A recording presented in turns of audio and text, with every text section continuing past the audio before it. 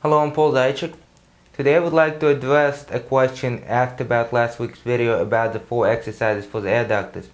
Last week we went over the 4 exercises that trained the adductors in a wide stance. We were doing the squats, the deadlift, the stiff leg deadlift, and the slightly bent knees deadlifts. Okay? So the question was, how does that apply to the combat and how does that apply to the horse stance? Well, and what happens if the toes are forward all the time?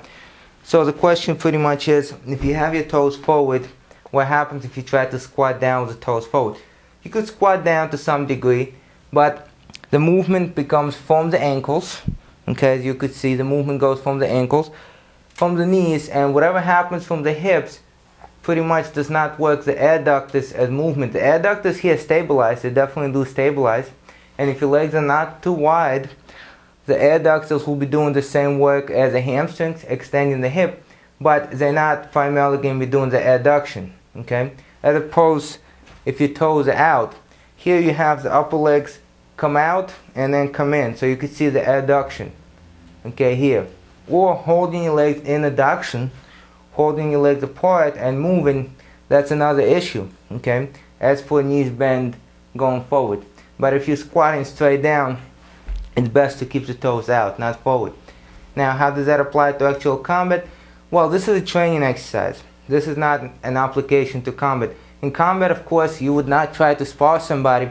Let's say you spar somebody on the side, like a point fighter would do or some kickboxers would do.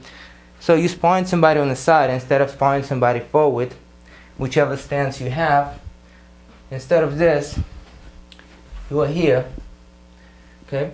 So if you're in that position, you do not want your toes out, okay?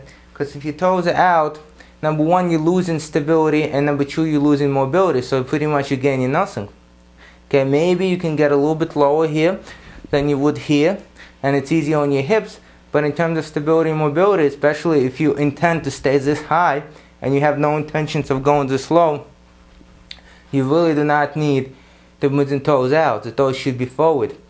Because once again, if the toes are out, you're pushed forward or you're pushed back, you're going to fall. Or if the movement takes you forward or takes you back, you're not going to be very stable. Okay? Having the feet parallel makes you more stable.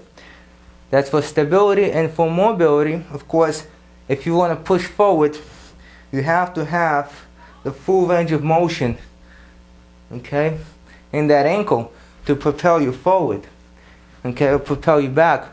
If you're like this, you know, it's not that easy and you don't have that much force to propel you forward because the ankle is already not very useful here. Okay? Same thing with the leg. Stronger push from here than from here if you're moving side to side in actual combat. So once again, this is not for combat training specifically. This is not how you would actually find yourself in actual combat. Okay? If you're doing forms, you're doing weapons, that's a different story. Okay, and as far as the horse stance itself, if you're training for a horse stance, for a wide horse stance, would you do the horse stance like this, or would you do the horse stance like that? That depends on your style. Okay, it's a little bit easier on your knees and easier on your hips to do the horse stance this way. Okay. Now, if you train your horse stance for something that you're gonna actually apply in combat, don't do a very low horse stance.